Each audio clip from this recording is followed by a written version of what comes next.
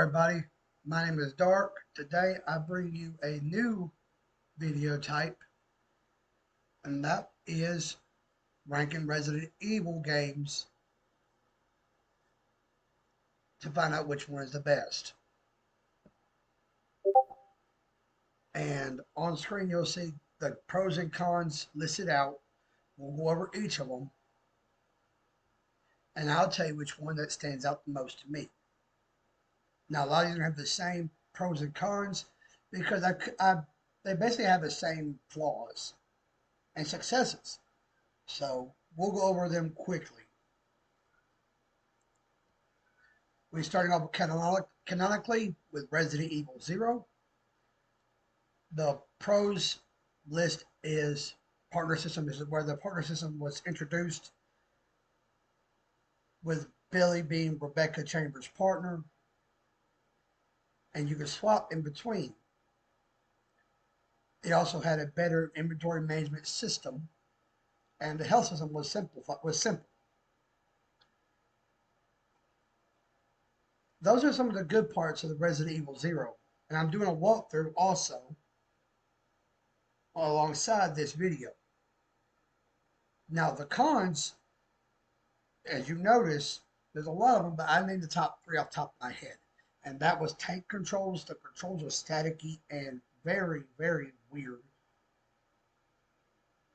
The camera angles are really something to fix in a later re-release or remaster.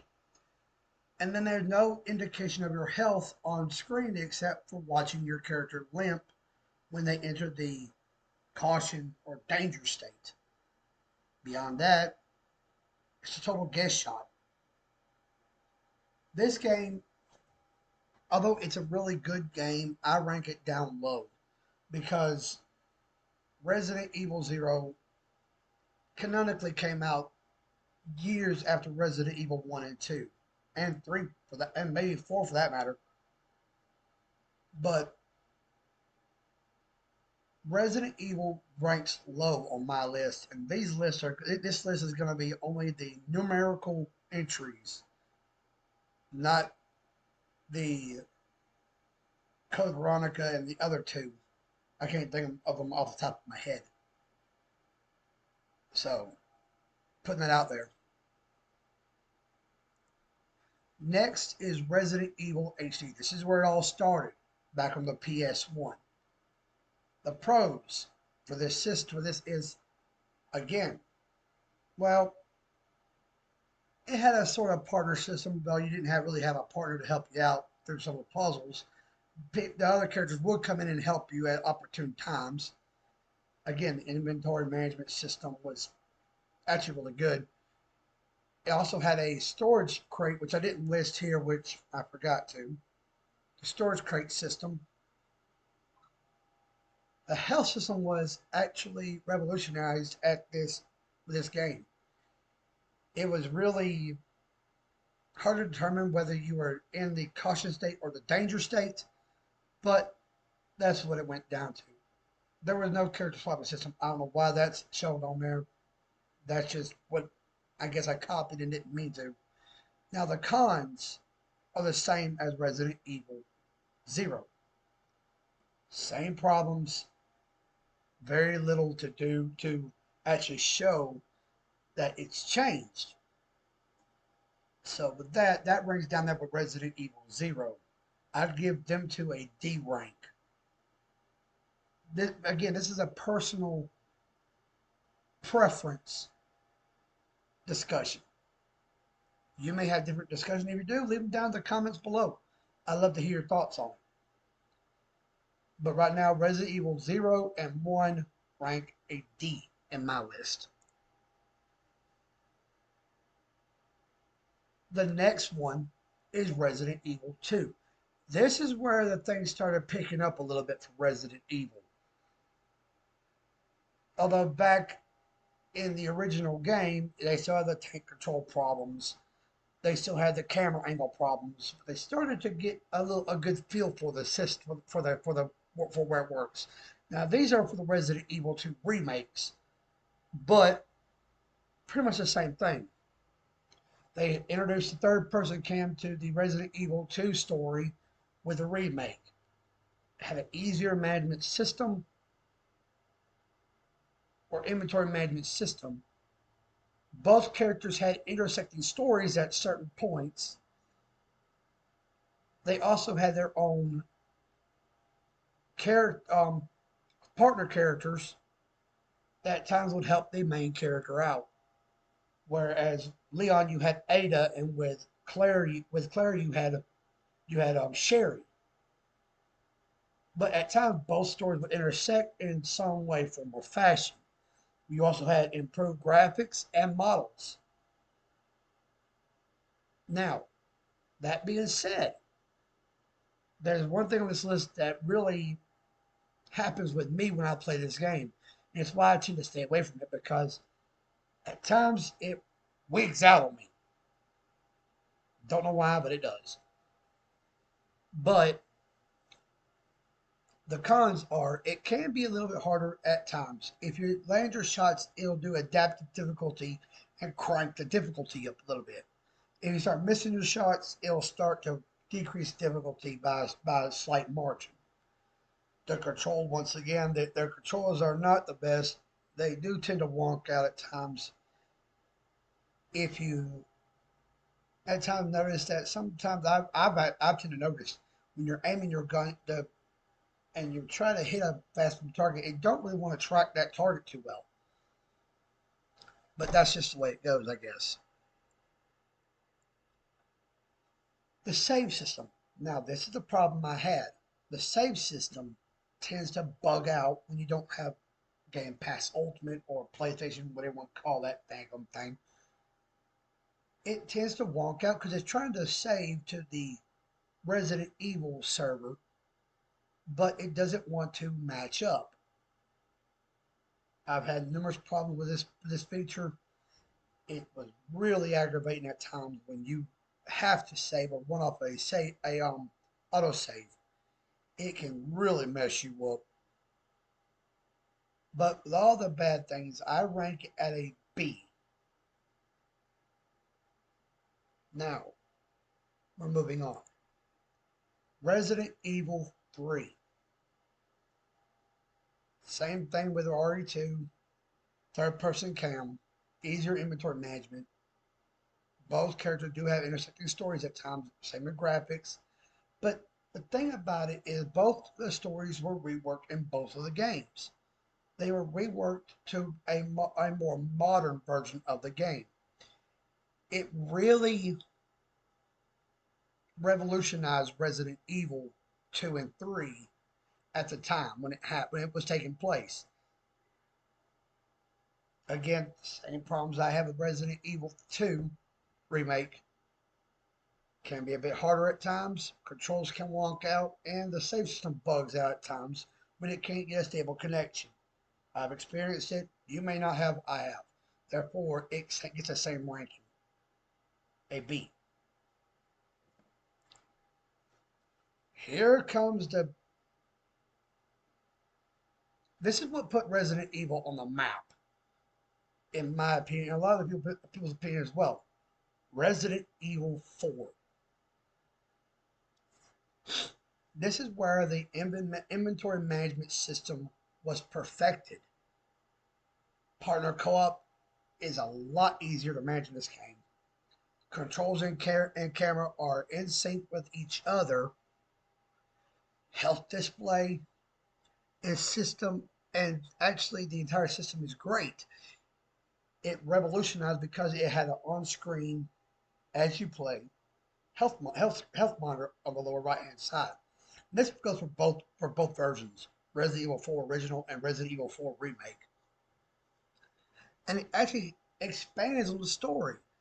Well, at least the remake does. The remake has a lot more story content than RE4 Original does. I've already done a walkthrough on RE4 Original. I'll do an RE4 remake walkthrough when I can get to it. Here's the problem with this games. There's a few of them. There's quite a few actually. But I'm going to name up the top 3. The adaptive difficulty is again an issue. At times it doesn't like to keep the difficulty down where it needs to be, where you set it. That's just how it is. Some puzzles require you to backtrack. I've experienced this. A lot of people that I've watched have experienced it. It backtracks. That doesn't make it bad at times, but at times it can be bad because when you go through it, you want to solve that puzzle and move on. No, at times you've got to come back at a later time with Ashley to help solve that puzzle. That puzzle can really get your nerves when you think about it, because it can sit there and eat at the back of your mind if you're going too far to backtrack or not. And you never know when you go too far because a lot of times you go too far before even noticing it. At times, there's way too many weapons in this game to even talk about.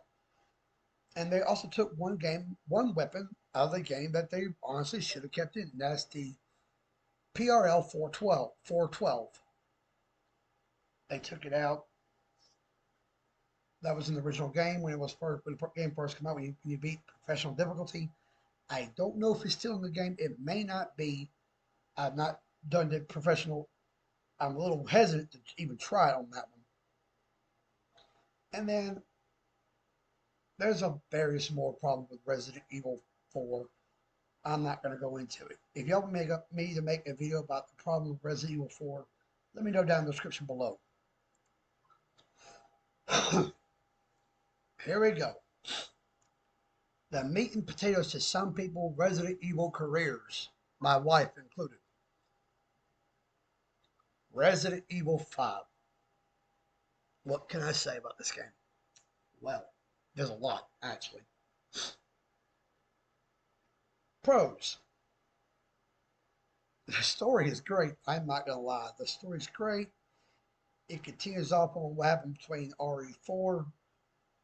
But, I mean, it picks up from where RE4 left off a few years afterwards. Chris even references it in game. Your partner doesn't get in the way too much. And the camera angle is great for your field of view. The camera's never in a bad area where you can't see what's coming towards you. It's always at your back. You can always move the camera to see where everything's at. So that's a good thing. The original story characters return. Chris and Jill return. Sheba Alomar makes an appearance, as does the other BSA member, Josh. They make an appearance as well. And you also have multiplayer co-op. That's what made this game great. Don't get me wrong. I loved it. Multiplayer co-op was great. If you can avoid the modders and the ones that get these glitches that can mess you up. Here comes the cons. Here's a big con that really stuck out to me because I didn't like it. Resident Evil should not be done this way. It never should have been done this way. Honestly, I think they should remake the game and make it different. Top bullet point, you can see it. Too many camera angles that shows your partner's butt. Now, I'm not a stickler for that at all. I don't mind the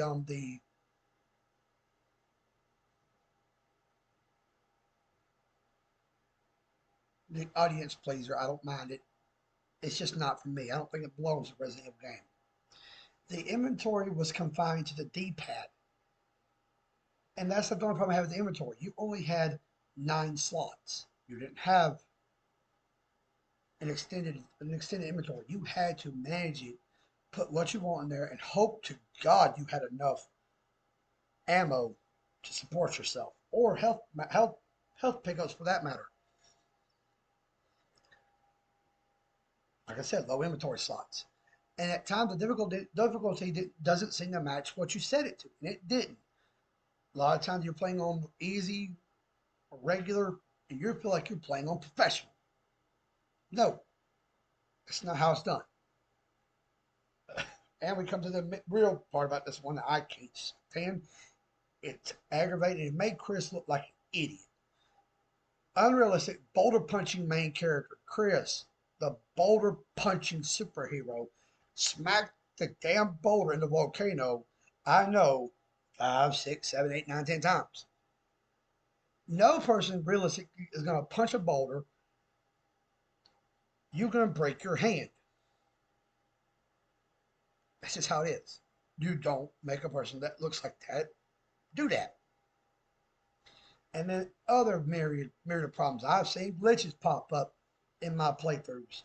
So many glitches.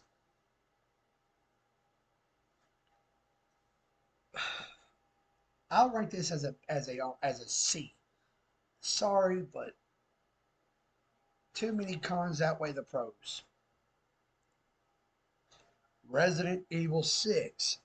This is where the rubber meets the road, so to speak. At least in my opinion. Well, here's some pros. Four separate stories that coincide together. They do cross. A lot of times they cross. At times I think they cross too much because they can interrupt the gameplay flow. And it can. It really can.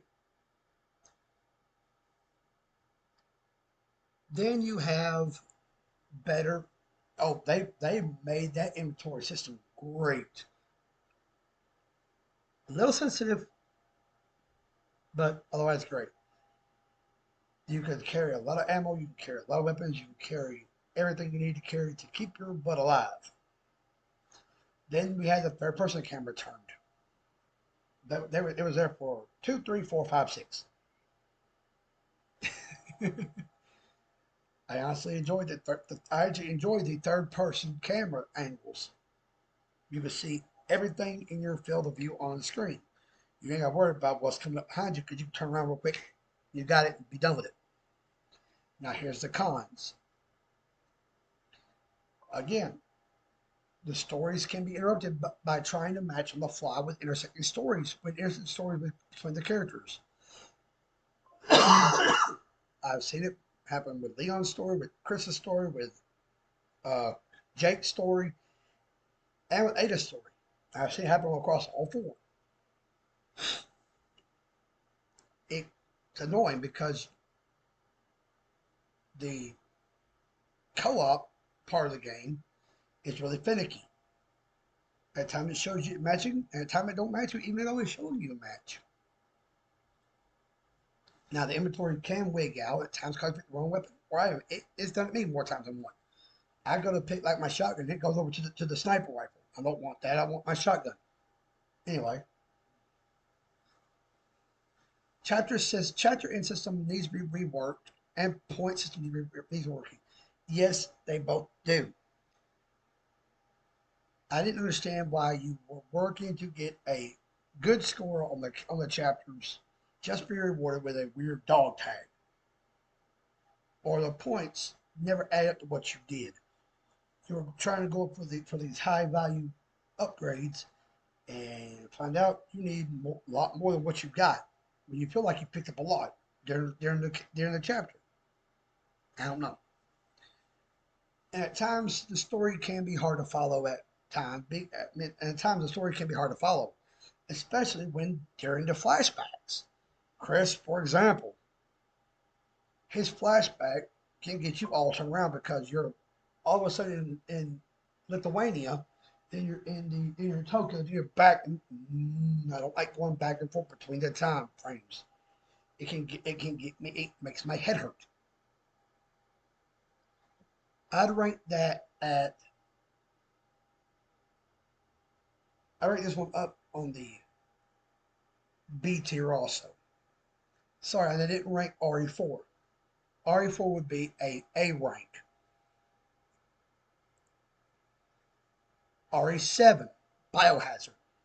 Pros, return to the first person camera. That worked for this game. For these next two games, that worked. They completely reworked the entire RE engine. It made a whole lot difference for the RE engine when they redone it. Made it a whole lot easier, a whole lot better to use. They reworked the inventory management system and brought back the storage crate. You're also able to expand your inventory spaces.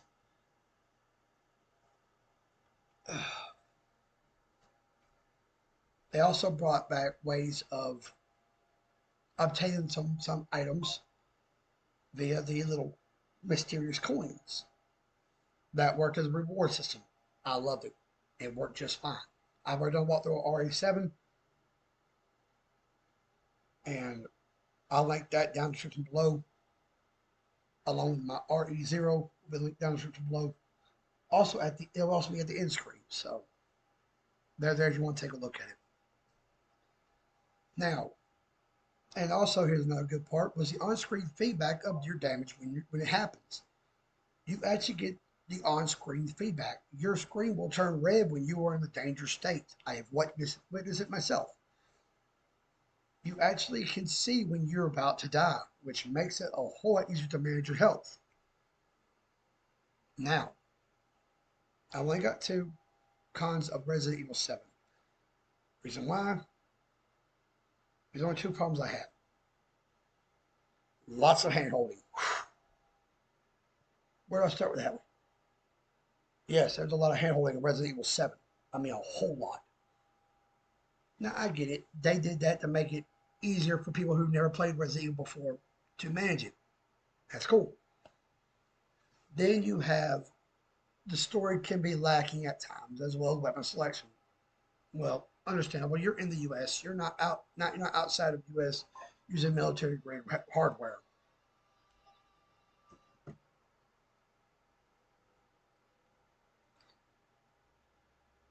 And then you have the story can be lagging because it can get boring. You're going back and backtracking back and forth through the house, trying to figure out where to go next. It can get boring. Believe me. That would go in the A rank. And the final one, Resident Evil Village, or RE8. Here are the pros. They vastly improved the story and controls, which they did. Jeez, did they? They went way out of it, way out of the way to fix it. I mean, the story has been expanded. We all knew that when Ethan and Mia were lost in the Louisiana Bayou, that they were just married. They had no child yet. Well, this game brings up Rosemary Winters, and it helps formulate her story that is released in a later DLC called the Winters Expansion. Cons. Same inventory problem. And difficulty can ramp up at times because of the adaptive difficulty. That's what pissed people off, and it pissed me off. They made Chris look like to be the villain in the story. He turned out to be a villain. But at times he seemed like he was. And then a myriad of other problems that I didn't list here. This will go in A rank as well. Now, the hang on 1 minute.